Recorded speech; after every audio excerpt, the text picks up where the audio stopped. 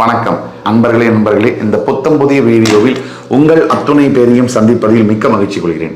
இன்னைக்கு நம்ம பேச போற தலைப்பு குரு பகவானுடைய அதிசார பயிற்சி பலன்கள்ல ரிஷபராசி காலபுருஷனுடைய 2ஆம் வீடு. இது எல்லாருக்கும் எல்லாமே தெரியும். சந்திர பகவானுடைய உச்சம் பெறக்கூடிய வீடு, சுக்கிர பகவான் ஆட்சி பெறக்கூடிய வீடு. இதுல ரொம்ப முக்கியமானது கிருத்திகை, ரோகிணி, மிருகசீரிடம் இந்த 3 நட்சத்திரங்கள் வருவது ரொம்ப சிறப்பு.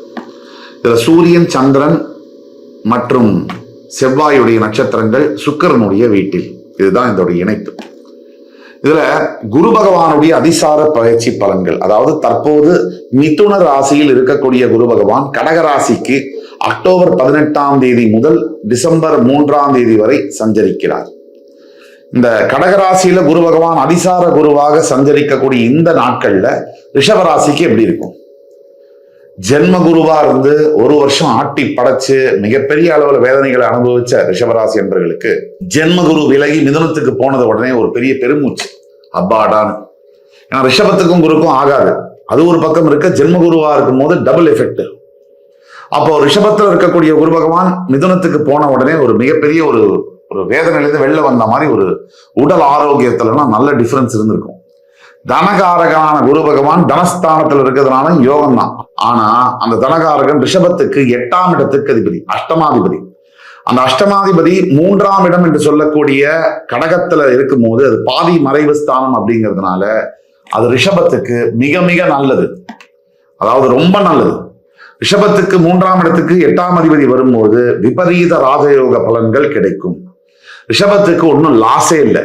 2ஆம் இடத்துல இருக்கக்கூடிய ஒரு 3ஆம் இடத்துக்கு போனா ப்ராஃபிட் தான் இன்னும் அதிகமா, லாஸ் கிடையாது. ஆக ரிஷபராசியை பொறுத்த வரைக்கும் மிகப்பெரிய அளவில் ஏற்றங்கள் வரும். இது நாள் வரை 2ஆம் இடத்துல இருந்து வந்த குரு சில பினான்சியல் சிக்கல்களை கூட ஏற்படுத்தி இருக்கலாம், பலருக்கு ஏற்படுத்தி இருக்கலாம். ஆனா 3ஆம் இடத்துல அவர் மறையும் போது அவர் கூடவே இந்த 50 நாளும் இந்த பினான்சியல் சம்பந்தப்பட்ட எல்லா விஷயங்களும் இந்த 50 நாளுக்குள்ள சரியாயிடும். அக்டோபர் 18ல இருந்து டிசம்பர் 3க்குள்ள சரியாயிடும். குரு பகவானை பொறுத்த வரைக்கும் இருக்கின்ற இடத்துக்கு ஒரு பலன் அப்படின்னா அவர் பார்க்கின்ற பார்வைக்கு அதீதமான பலன்கள் உண்டு. குரு பகவானோட பார்வையில எந்தெந்த இடத்துல விழுது அப்படின்னு நம்ம பார்த்தோம்னா, இப்ப கடகத்துக்கு அக்டோபர் 18 வரப்போற குருவுனால 5ஆம் பார்வையாக விருச்சிகத்தையும், 7ஆம் பார்வையாக மகரத்தையும், 9ஆம் பார்வையாக மீனத்தையும் பார்க்கறாங்க. இது ரிஷபராசிக்கு என்னென்ன மாதிரி இடங்கள்? ரிஷபத்துக்கு விருச்சிகம் என்பது 7, மகரம் என்பது 9, மீனம் என்பது 11. இப்போ 3ஆம் இடத்துக்கு முதல்ல குரு பகவான் ரிஷபத்துக்கு வரார். அதனால என்னென்ன பலன்கள்? நல்ல நண்பர்களை சேர்த்து வைக்கும், நட்பை பெருசுபடுத்தும், நல்ல நட்பை பறைசாற்றும். சகோதர சகோதரிகளுடன் இது நாள் வரைக்கும் உங்களுக்கு சண்டை இருந்துட்டு வருது ரிஷபத்துக்கு, அக்கா தம்பி அண்ணா தங்கையோட பெரிய சண்டை, அதெல்லாம் சரியாகும். இந்த நேரத்துல நீங்க ட்ரை பண்ணீங்கன்னா உடனே சரியாகும். பெரிய பெரிய வீட்டுல இருக்கக்கூடிய குடும்ப உறவுகளில் இருக்கக்கூடிய பிரச்சனைகள் எல்லாம் தன்னாலவே சரியாகும். மிகப்பெரிய அளவுல குரு பகவான் 3ஆம் இடம் வரதுனால ரிஷபராசியில படிக்கக்கூடிய மாணவ மாணவியர்களுக்கு ஒரு கோல்டன் எரா இந்த 50 நாள். இதுல ஏதாவது எக்ஸாமுக்கு அப்ளை பண்ணணும், இதுல ஏதாவது பெரிய படிப்புக்கெல்லாம் படிக்கிறதுக்கு ட்ரை பண்ணணும் அப்படின்னா இதுதான் உங்களுடைய டைம். இந்த 50 நாள்ல நீங்க என்ன வேணா முயற்சி பண்ணலாம், பெரிய அளவுல சக்சஸ்ஃபுல்லா வருவீங்க. இது எல்லாத்துக்கும் மேல குரு பகவானுடைய மிகப்பெரிய விஷயம் என்னன்னா 5ஆம் பார்வையாக விருச்சிக ராசி மேல விழுவதனால ரொம்ப நாளா காதலிச்சிட்டு இருக்கேன், எனக்கு கல்யாணமே நடக்கல, இல்ல வீட்டுல ஒத்துக்கல, சண்டை தகராறு, இந்த 50 நாள்ல ஒத்துக்குவாங்க. பேரண்டல் அட்மிஷன், அதாவது பேரண்ட்ஸே ஒத்துக்குவாங்க, அப்ரூவ் பண்ணிடுவாங்க லவ் மேரேஜ். அதை தவிர இந்த 7ஆம் இடத்தை பார்க்கறதுனால, குரு பகவான் பார்க்கறதுனால பெரிய அளவுல என்னென்ன விஷயங்கள்னா சுபகாரியங்கள், சுப செலவுகள் அதிகரிக்கும். 7ஆம் வீட்டை குரு பகவான் பார்த்தாலே ரிஷபத்திற்கு சுப செலவுகள் அதிகரிக்கும். அதாவது வீடு வாங்குவது, கிரகப்பிரவேசம் பண்றது, புண்ணியாஜனம் பண்றது, கல்யாணம் பண்றது, இப்படி போன்ற நல்ல விஷயத்துக்காக செலவு செய்வது என்பது மிகப்பெரிய அளவுல அதிகமாகும்.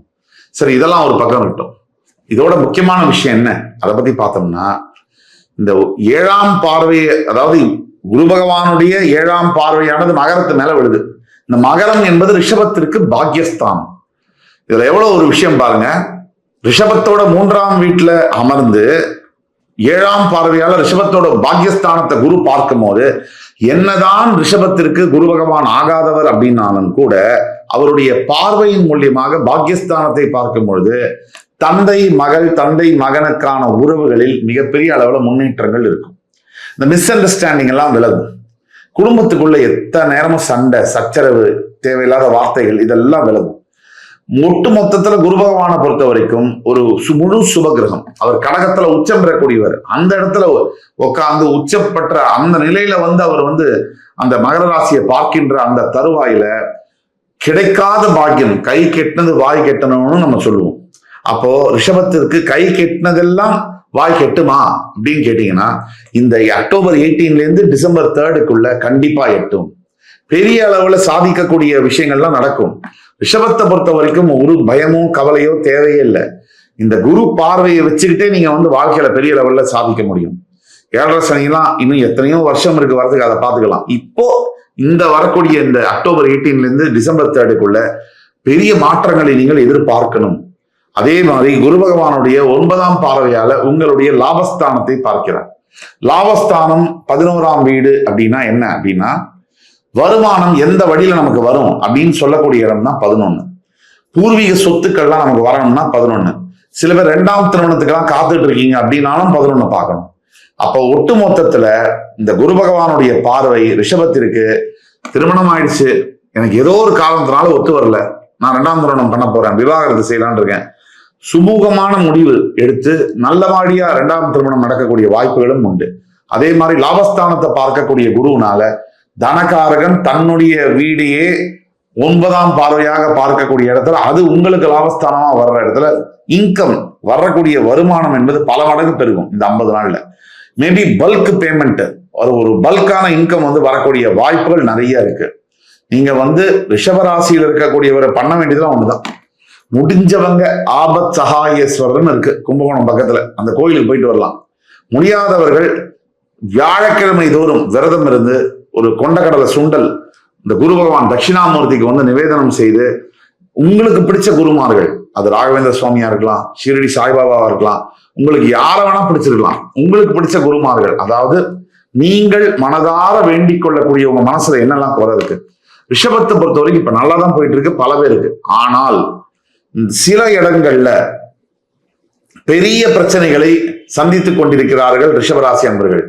அதுல ஒரு மிகப்பெரிய பிரச்சனை என்ன அப்படின்னு பார்த்தோம்னா, பணம் சம்பந்தப்பட்ட பிரச்சனையே, கடன் தொல்லையே, அந்த கடனால் வரக்கூடிய அவமானம், அது சம்பந்தப்பட்ட பிரச்சனைகளே ஒட்டுமொத்த வாழ்க்கையில பொருளாதார நிலைமையில மிகப்பெரிய அளவுல ஏற்றங்களை பெறக்கூடிய நிலையில நீங்க ஆரம்பிக்க போறீங்க வாழ்க்கைய. உங்க வாழ்க்கை அக்டோபர் 18 முதல் தொடங்கும். அது மிகப்பெரிய உயரத்தை எட்டும். இவ்வளவுதான் நம்ம சொல்றோம். எவ்வளவு நம்ம சொன்னாலும் இது பொது பலன்கள். இதுக்கே இவ்வளவு பொருந்து போகும் உங்களுக்கு அப்படின்னா, உங்களோட தனிப்பட்ட ஜாதகத்துல துல்லியமான பலன்களை சொல்ல முடியும். அதாவது நீங்க எந்த நிலைமையில இருக்கீங்க, இப்போ இந்த குரு பயிற்சியானது உங்களுக்கு என்ன உண்மையா செய்யும், செய்யாது, எந்த அளவுல பெரிய உதவிகளை செய்யும், அது எந்த அளவுல உங்களுக்கு பயனுள்ளதாக இருக்கும், அதை அத்தனையும் சொல்ல முடியும். அதுக்கு கீழே கொடுக்கக்கூடிய வாட்ஸ்அப் நம்பர்ல எங்களை தொடர்பு கொண்டு ஆன்லைன் அப்பாயின்மெண்ட் வாங்கிட்டு வந்தீங்கன்னா கண்டிப்பா உங்களுக்கு பார்த்து சொல்ல முடியும். எங்களால என்ன பிரச்சனைகளுக்கும் தீர்வு சொல்ல முடியும். துல்லியமான விஷயத்தை நானே சொல்லுவேன். ஆக இந்த எபிசோடு உங்களுக்கு பிடிச்சிருக்கும்னு நம்புறோம். மறுபடியும் வேறொரு எபிசோட்ல உங்களை மறுபடியும் சந்திக்கும் வரை உங்களிடம் விடைபெறுவது உங்கள் சுபாஷ் பாலகிருஷ்ணன். நன்றி, வணக்கம், வாழ்க வளமுடன்.